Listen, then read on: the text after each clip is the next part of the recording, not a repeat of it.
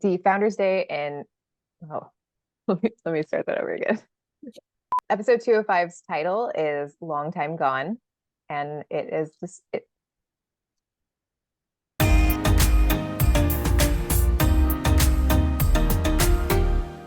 Hey everyone, welcome to WitchSlapped, the PopWire after show for Hallmark Channel's The Way Home. Hi, my name is Rowell. Hey everyone, my name is Dani. Hi everyone, it's been a couple weeks, but we're glad to be back. Dani, how are you? You're I'm looking doing really okay. good today. How are you doing? I'm good. I'm a bit cold, so I'm wearing my scarf. It is cold right I'm in now. Seattle and it's really cold right now, and yeah, we have to talk about your prediction. Okay, Okay. if you've seen our last episode of Witch Slapped, Dani correctly predicted the casting of one of the characters, and we had recorded that episode a month before that episode of The Way Home came out. Mhm. So, and Long Dani before we got the screeners for it, long before. just to be So, clear. and we don't spoil stuff on Witch Slapped, but this was just a theory that Dani had, and all of her theories have come true, like in all the other shows it's amazing. So Dani, go ahead and explain what happened. I don't know if it's all my theories, but for this one, we kind of went around the room, I'll call it. We went around the Zoom room and gave a prediction on the actor we believed would be playing adult Jacob. And this was based off of the illustration that we saw, right? Because Kat was like, she had someone do, what is it, a rendition of, Rendering of like yes, a how rendering of, Jacob would look like if he was older. yes, exactly. Yeah. So with that illustration, and then sifting through the Canadian actors that I know of, I landed on a guy named, I'm going to mess up his name again. Is it Ian McPherson? Spencer McPherson. Oh my God, that was way off. Spencer McPherson. He was top of mind for me, I think, probably because I've covered two shows that he was in, Astrid and Lily Saves the World and School Spirits. So yes, he was the first person that I thought they would be putting in for Jacob, and he does look like the illustration. So, but I was totally right. Yeah. Very excited about that. And like, because I was before we even brought that up, I was like, I'm pretty sure the rendering that they're showing, um, it's based off the actual actor they had hired to play adult Jacob. So, when, as I said, like when Kat sees adult Jacob, she will, make the connection with Mhm. the portrait that she had made. So yeah, and then Dani got it right. So yay, that's so cool. I swear Dani's a witch, y'all. She's a witch. I might be. No, but she also had like really good predictions from this real estate last season, which all came true, which is pretty crazy. It's all about the clues. I like looking for clues, and I just kind of You're very have in my observant. mind that sort of board that you pin all of the different clues to, and you start connecting things. And but yeah, but again, I don't think Spencer was too far of a stretch, just because he is a Canadian actor. Right. He looks And like that's why when you illustration. asked me who I thought was going to be, I was like, I don't know, but since Spencer is a Canadian actor, there's a good chance it could be him. Totally. Oh yeah. And then Do you want to tell people the scare that we had today what scare? with the screeners? Oh yeah, sure. So there's some sort of glitch happening with Hallmark screeners. And when I went to review the episodes that we are covering tonight in our recordings, they weren't available anymore. So I immediately messaged Rowell. And I was like, hey, do you still have screeners for season two? Rowell was like, no. Hmm. And he was like, oh my God, I hope they didn't take them away because of they think we're spoiling things. Yeah. But again, like there was no way we could have known it was going to be Spencer because we didn't have the screener for that episode yet. Yeah. But yeah, I just thought that was really funny. One other thing I want to mention before we get into the episodes is we had some captions play in our last Witch Slap episode One of them was, I don't know if you saw it, Dani, but it was when Kat's mouth was being puzzled and she's Mhm. in the woods.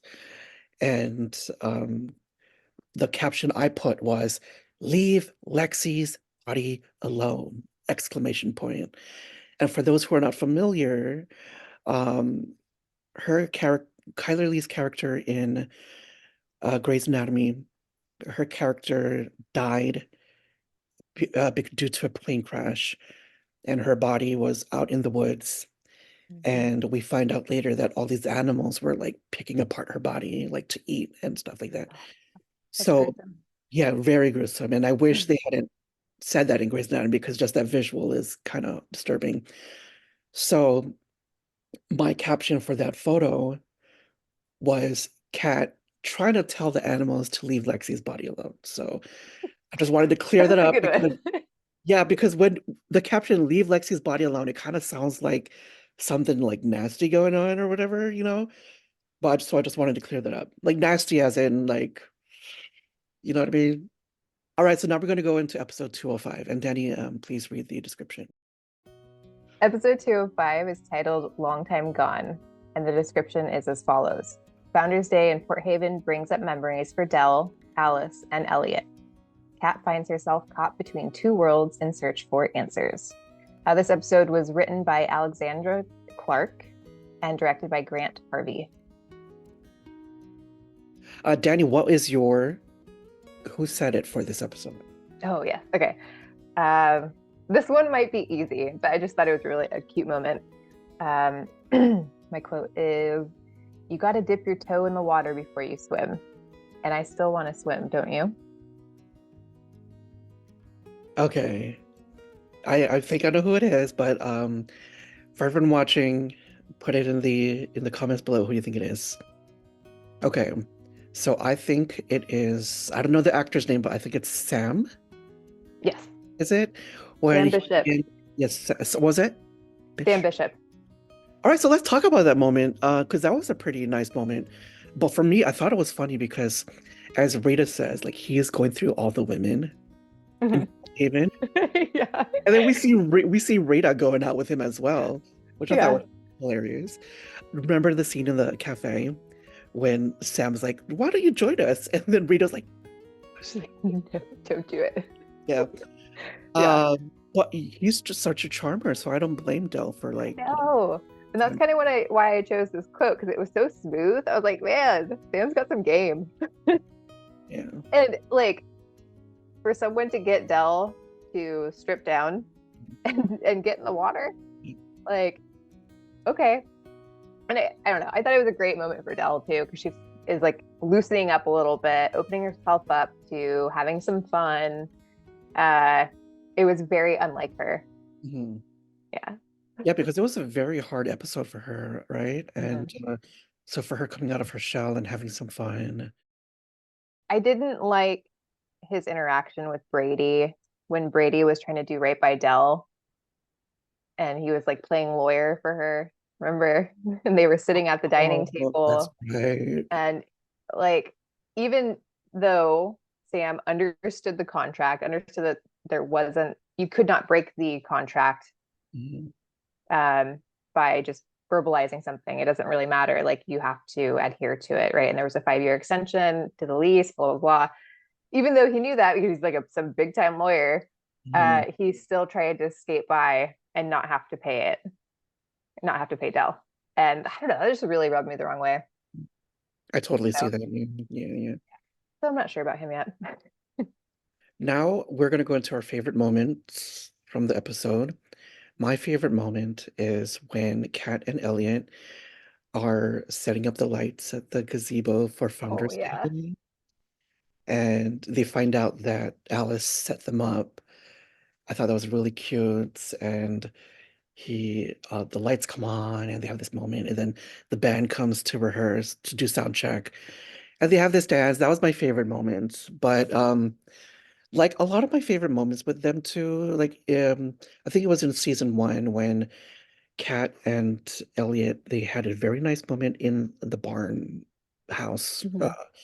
and they shared a kiss. It was such a touching moment. And then one of them said something, and then it just flipped.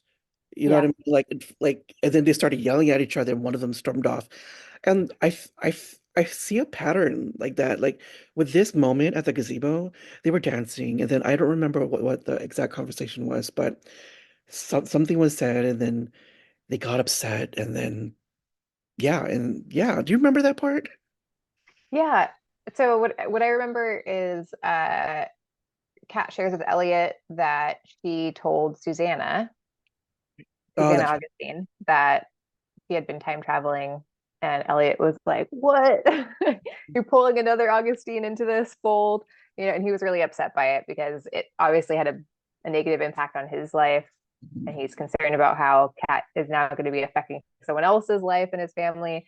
Um, yeah, I don't know. Do you think that they are going to end up together? There seems to be so much tension between them. yeah. They have a lot of yeah. I really hope they do because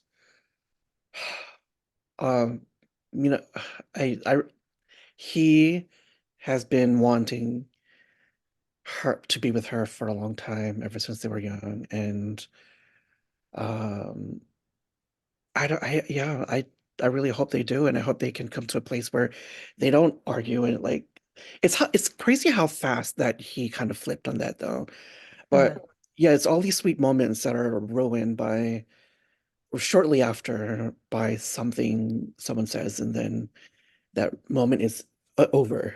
Yeah. Yeah.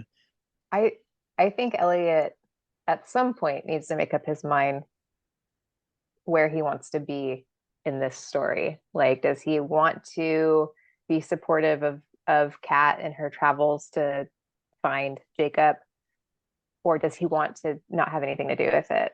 That's what I feel like that's what his war is within himself, right? Okay, what was your favorite moment? My favorite moment I think was between Dell and Colton when she is getting ready for Founders Day, puts on the little pin, she's standing in the mirror, and then suddenly there's Colton sitting on the bed, and he's like, "Hey, like, do you want to talk? Come sit down." Mm, And she explains to him that she's feeling like an imposter because she's not by blood a Landry, and she's sort of filling in this space that Colton otherwise would fulfill. And he's gone, and I feel like she's really feeling that loss on this day in which, like, she's supposed to honor the Landry family by sharing with the town and with the people that are tourists about the Landrys, as they are, part of founding Port Haven. And then it was just really sweet that Colton told her, "No, I'm extremely proud of you. I'm proud of you every day. You've brought our family back home. You've brought Alice here, and she reminds me of you." And it was just so sweet. And I think that Dell really needed to hear that. Watching that scene and the other scenes, not necessarily, not the flashback scenes, but the scenes where she sees him in present day, my mind automatically goes to, wait, can she see ghosts? Is she a witch? Oh yeah. 'Cause that would be so cool. Like, what if later we find out that she wasn't just having these visions of him or remembering him, she was actually talking to him. So maybe Dell Landry is a witch. I think that would be pretty cool. Oh man. And that's probably why she's probably thinking why she doesn't see Jacob. It's because Jacob's not dead. Oh, interesting. Maybe, you know what I That would, mean? that Am I would be a big twist. reaching here? Yeah. Yeah. But yeah, if she could see dead people, that would be cool. Speaking of dead people, some other stuff I got to bring up is I read somewhere that there was going to be like Easter eggs or um, stuff like that, Easter eggs to like some scary movies in this episode. Oh, And really? I caught like maybe one or two. So Okay. one of them is from I Know What You Did Last Summer, and it's when Alice says to Kat, "What are you waiting for?" So if you remember that iconic line from I Know What You Did Last Summer, it's when Jennifer Love Hewitt's character, she's outside on the street, with her trunk open, and she's telling the killer, What are you waiting for, huh? What are you waiting for? So that was from that movie. And then another line is one that you just mentioned, Dani, when Colton says, I am proud of you every day. That reminded me of the movie The Sixth Sense, when the kid's mom, she had mentioned that the mom goes to her mother's grave and asks her mom's spirit or whatever, do I make you proud? And then the answer was every day. So that reminded me of The Sixth Sense. So I might be reaching, but yeah, so those are the connections I made. Yeah, you're probably right. I didn't know that there was going to be Easter eggs in it. Now I want to rewatch it. Yeah, I forgot where I read. I think I read it on like Twitter where someone said the writers hid some stuff from like scary movies and Ooh, that's so fun. Yeah. um If anyone out there saw anything that ties to scary movies, tell us in the comments. I want to hear about it.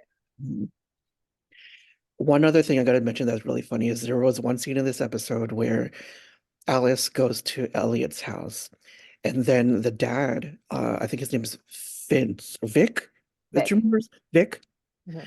So yeah, Vic sees Alice and then he goes, "Oh, hey, who are you or whatever? What are you doing here?" And she's like, "Oh, I'm here to see Elliot." And the whole time I'm thinking, "Whoa, his dad did not age. He looks the same as he did in the past." And then I realized, "Oh, Alice is in the past." Yeah. Because sometimes if they don't specifically show her going to the pond, Yeah. Right. I can never tell which time period they're in. So I thought that was funny, but I'm slow, y'all. So that's why it took me a little bit. I was like, whoa, her dad looks exactly his dad, Elliot's dad looks exactly the same. Yeah, do you have any other like moments that popped out to you? Um, I would say that this is a big episode for Elliot. Um, well, from what we learn, Founders Day is always a very tough day for him and his family, apparently. Seemed Vic had a really hard time on Founders Day. Um, and Elliot was having some flashbacks about these moments with his dad, Vic, that weren't great interactions.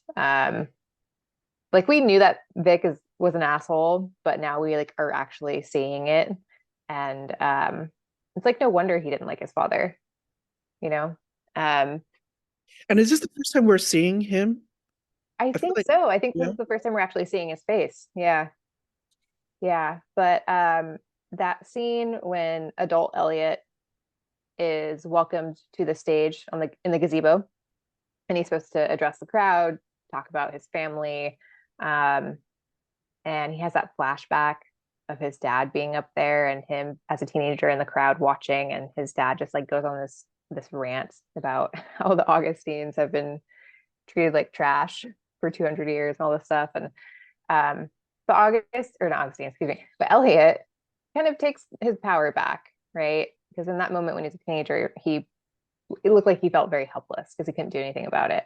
Um, but he goes on to say that you had the Landrys that were the farmers, you had the Goodwins who were the builders, and then the Augustines who were the observers. And they were the people that were watching everything, recording that.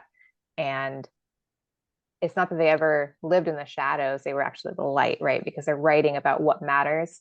And he's going to continue doing that for the Augustines and for Port Haven. I just thought that was really cool. All right, so now we're gonna play some captions from the photo that we shared on social media. We got a couple, and we're gonna share a few of our own. So let's take a look at that now.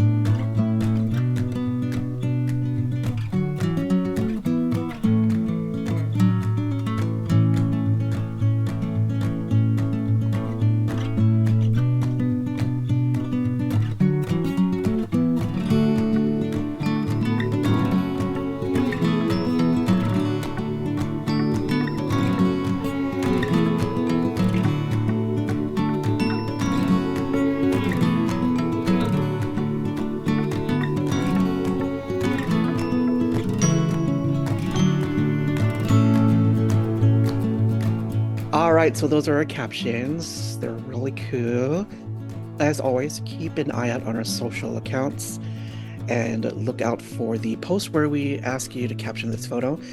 Reply to that post, and then we will include it in our next episode of WitchSlapped. So yeah, it's pretty cool stuff.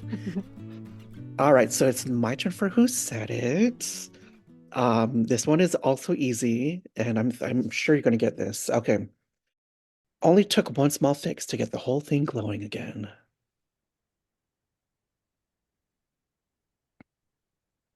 Only took one small fix to get the whole thing glowing again.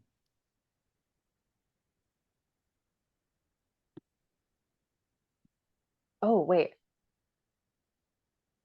Was it Elliot? Is it younger Elliot or older Elliot? Older Elliot. Okay, correct. And do you know where it's from? What? Do you know which scene it's from? Yes, when Kat and he are in the gazebo and they're setting up the lights and Um, Kat couldn't get the lights to work. yes, yes. Oh, Ooh, that was that was hard. That was not easy.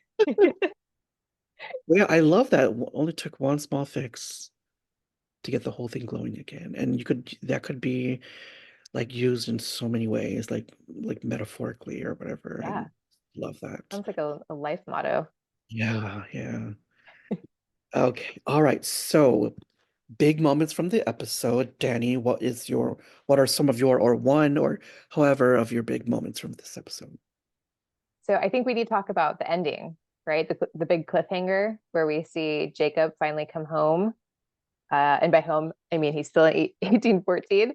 Um, and then he gets arrested. He can't What catch the fish. heck? Fish. Can't catch fish. Yeah. That was Yeah, surprising. Yeah. it was. Yeah. Um, The one of my things is like he didn't recognize her, mm, but we do know that so I'm sure he knows that he can travel in time, right? Because he gone to a different time period. Do you know what I'm saying? Like oh yeah. he knows about the pond, I'm guessing, because like he was in like present day, and then he went to not present day, but present to him when he was a kid. And then Mhm. he traveled back to like the 1800s. So I'm sure he knows that, oh, so for him not being able to recognize his sister was kind of sad, because for someone to Yeah. scream out his name like that, and he just looked and he didn't recognize her, that was kind of heartbreaking. But hopefully soon he'll get to know that it's her. My big moment is when Kat is planning on going back to present day, and she runs into Thomas Coyle in the pond, and he's Oh bathing, yeah. which was kind of steamy. uh, and she goes to get his things, and his paintbrushes fall out. And Oh then yeah. yes, and then he calls her my Catherine. Mm-hmm. So, and I do kind of see a thing going on there. Yeah. Um, Are we thinking the whole like enemy to lover trope? yeah. Yeah, I So, see it. but he could totally be the one that drew that painting, right? Mm-hmm. Yeah. Oh man, I totally forgot about that. So curious to see how that'll like pan out. And yeah, because I mean he cute. He cute. But at this point we still don't know where his alliances lie, because his yeah, is that the right term? His loyalties lie. Is that what it Yeah, is? yeah. All right, so the episode is called How to Save a Life, and it is described as follows. Emotions are running high for the Landry women as Kat works to conjure up a rescue, while Alice sees Dell through a wave of grief as old wounds are opened. The episode was written by Heather Conkey and directed by Grant Harvey. Okay, so as a big Grey's Anatomy fan, I have to let you know, Dani, that the title for this episode, How to Save a Life, is actually a big song that is heavily used on Grey's Anatomy. Oh, really? I didn't know that. As all of Grey's Anatomy fans know, every single episode title is the name of a song. So this one, How to Save a Life, was actually one of the episode titles, and I think this might have been one of the episodes with Chyler Leigh in it when she was back, on that show. So Oh, that's cool. a little Easter egg. When I read this description, Dani, Mhm. I thought back to when you said, "Oh, if this turns into a witch show, that would be crazy. That'd be so awesome, right?" But you know how the description says Kat works to conjure up a rescue? Mhm. When I read that, I'm like, "Uh-oh, this episode she's 100% a witch." And they're like, I was crossing my fingers that would be the case, but then, not really. Yeah, yeah. All right, so Dani, what is your Who Said It for this episode? Okay, mine is this might be an easy one. Yeah. So, uh, it is believe of me what you wish. Okay, viewers, do you have it? I think it might be Thomas Coyle. Yeah, yeah, Is you're it? right. Okay.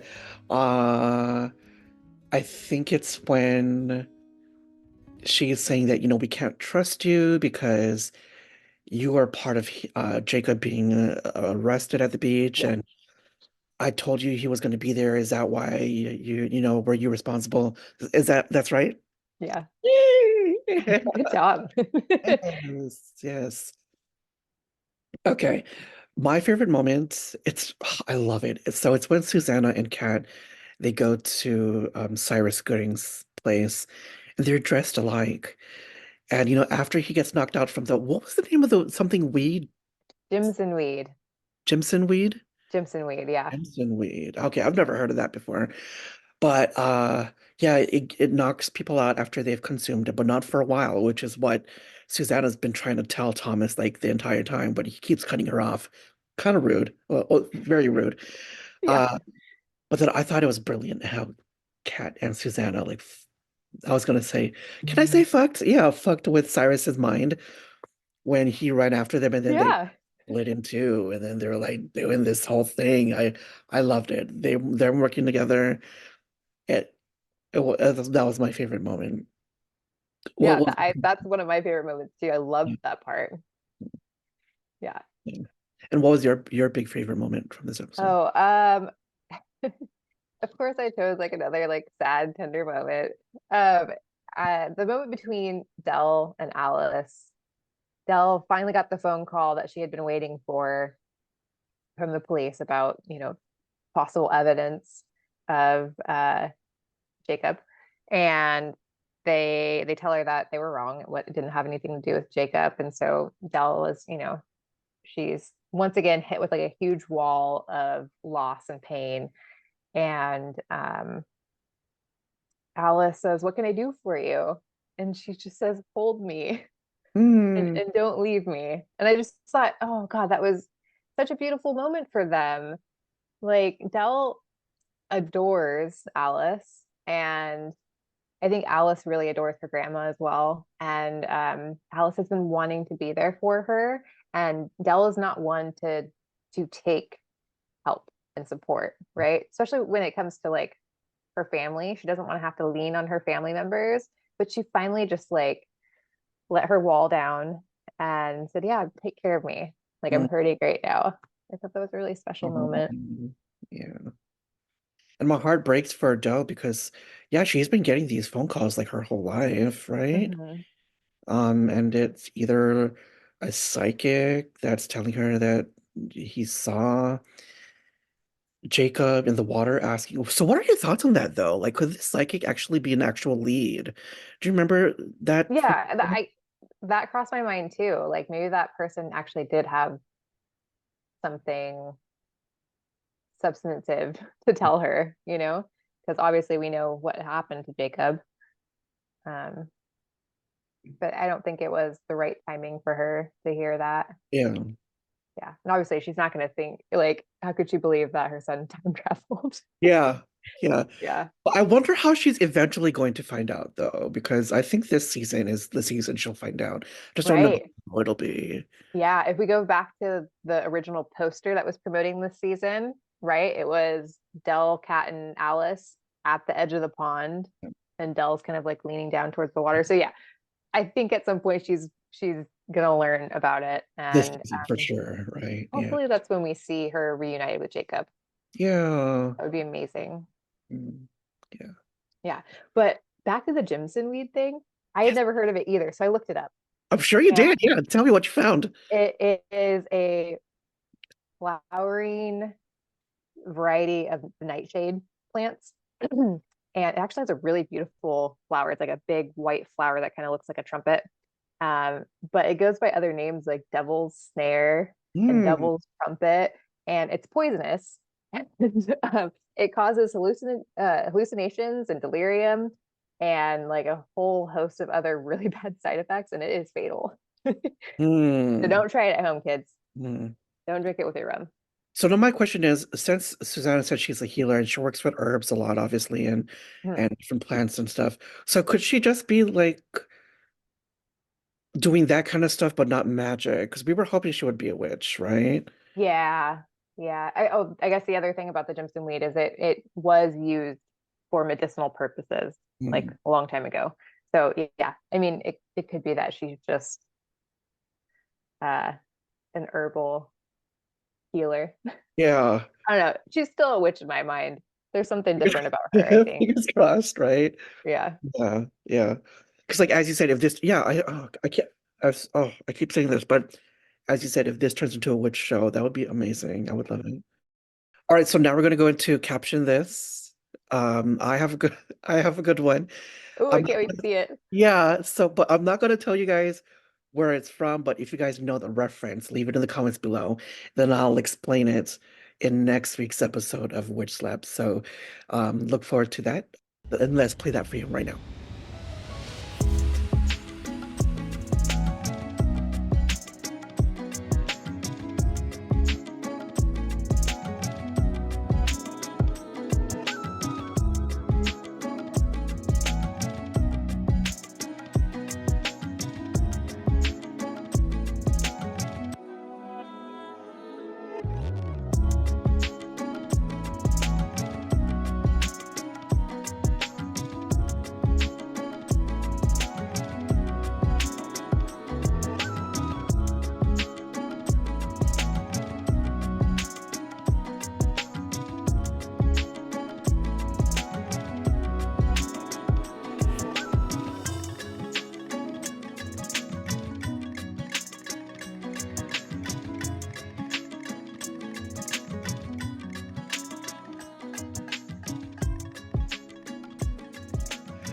All right, so that was our captions for episode 206. I hope you enjoyed it. And once again, please follow us on social media and look out for our post where we ask you to caption this and then reply to that post, and we will use it in our next episode of Witch Slapped. Okay, so I have a Who Said It, and I think this one is pretty easy as well. So this is what it is. How dare you call this number? What's wrong with you? Ooh, I almost said it, but I held back. It's an easy one, right? Yeah. Yeah. Okay, go ahead, Dani. What do you think? It was Dell. Oh, wait, it was Colton. Colton. That actually is tricky though, because it could have been any one of them, right? Yeah. Yeah, I but feel like she said later on in the episode, Dell says something similar, but that quote is definitely from Colton. yeah, it was from Colton when he takes the phone from Dell Yeah. after that psychic called. Um, you know what'd be really interesting if if we see that the psychic calls back later in another episode, be like, no, I'm not Oh, lying. No, this is real. This is serious. No, this is yeah. And then yeah. do you think they'll bring that back? That would be really That would interesting. be crazy cool if the psychic is like, yeah, no, I'm serious. Let's meet up. I have to tell you some stuff. And then maybe that could be a time traveler too. What? Yeah. Maybe the psychic is a time traveler. I don't know. Or maybe the time traveler or the psychic is Alice calling from I don't know. Oh my God, like calling from the future? Something like that. Try to, I don't know. Whoa. Yeah. All right. So big moments from episode 206. There was quite a few, I think, right? Yeah, you go first. Okay, Oh, my big moment is the ending, where it all comes back full circle. So this is back to my favorite moment when when Kat and Susanna they split up and they're messing around with Cyrus. And then at the end, uh Kat is in front of that pit of fire. And then Cyrus tells Kat, "You're a witch. You put on Susanna's face. mm-hmm. And she's in that white dress that we're all familiar with." And then Cyrus sends his guys to go after her, and they run through the forest. And this brings us back to the opening of the series premiere. Yeah. So we get to finally see what events led up to that at that point. And then we see Kat say, "Jacob, I'll come back for you," or something. Then she jumps in. So yeah, and then since she didn't come up, everyone watching now is like, yeah, no, she is a witch. So Yeah. that's how the legend started. But Yeah. I still don't know where the part came in where they're saying that the White Witch kidnapped kids. Do you remember them talking about that? Oh, right. So That maybe they're going to explain that later. I'm not sure how that's going to work out. Or, yeah, maybe that's just something that kind of was like added to the story as time yeah. went on or Okay, something. okay. I don't know. It could also just lead back to the whole time traveling thing. Mm, And so, if I may go into, I don't really have a big moment to share, but I yeah, wanted to talk about a theory. yeah. And this ties back to something we mentioned for the last episode. I do think that the Augustines have a much bigger role in this story as far as the time traveling goes and things. Like, we understand that they are the observers and recorders of what they're witnessing.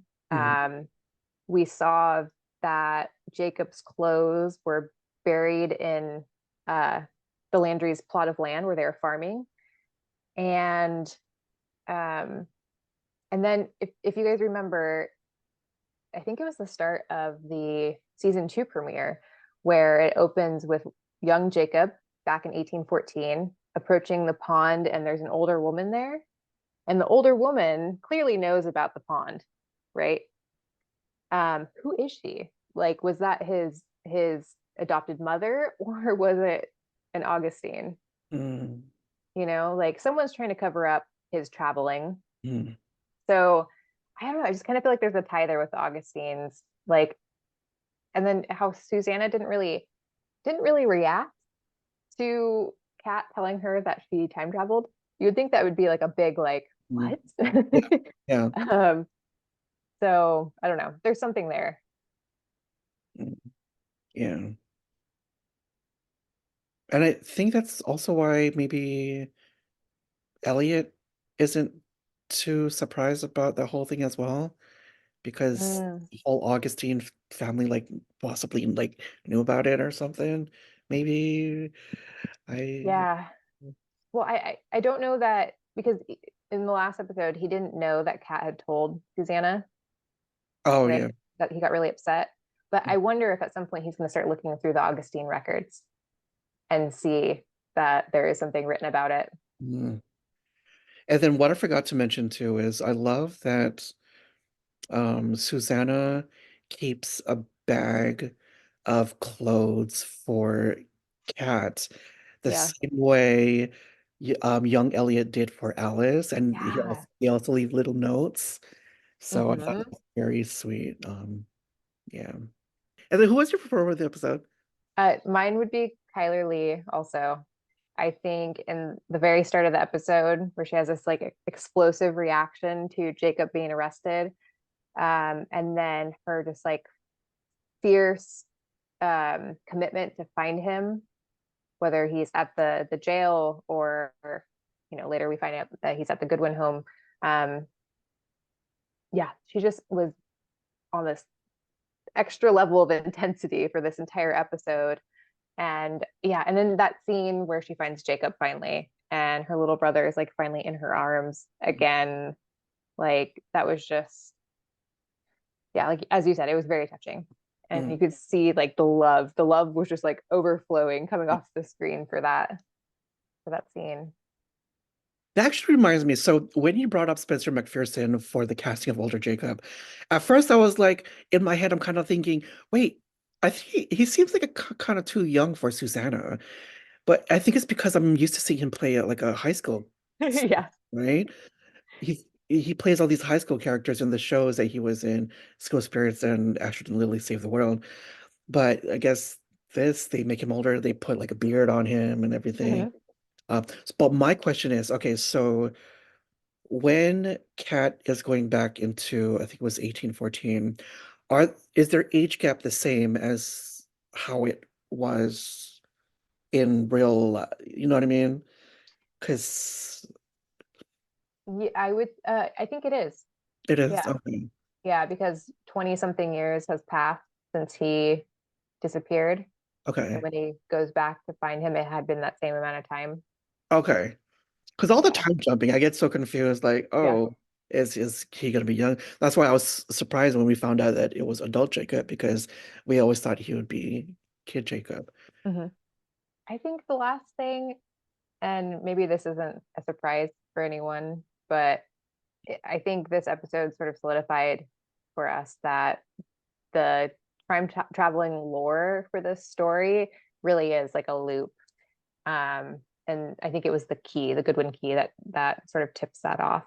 Um, because you have young Jacob in present day, 1999, finding the Goodwin key, takes a photo of it, takes it back to the house, and then later on, adult Kat finds it at home, and again, this is in present day. She takes it back with her to the past. Mhm. Then she drops it. Yeah. Right. So there is this sort of like time loop that's happening. Oh, okay. So I'm trying to figure out the order. So, Mhm. uh, Kat in the past drops the key Yep. so that young Jacob can take a picture of it, so that present day Kat can see the picture, and then present day Kat can find the key in Hmm. the jar to go back in Yeah. time. Oh my God, it's so hard. Wow, yeah. Yeah. Okay. All right. And then everybody be sure to check out Dani's recap of the episode on popwire.net. And also remember that new episodes of The Way Home air Sunday nights at 9, 8 Central on Hallmark Channel. They're also available to stream next day on Hallmark Movies Now, which is Hallmark's streaming service, and also available next day streaming on Peacock. Anything else you want to say, Dani, before we go? No, looking forward to seeing you guys next week. All right, take care, have fun, and we'll see you next week. Bye. Bye. Bye.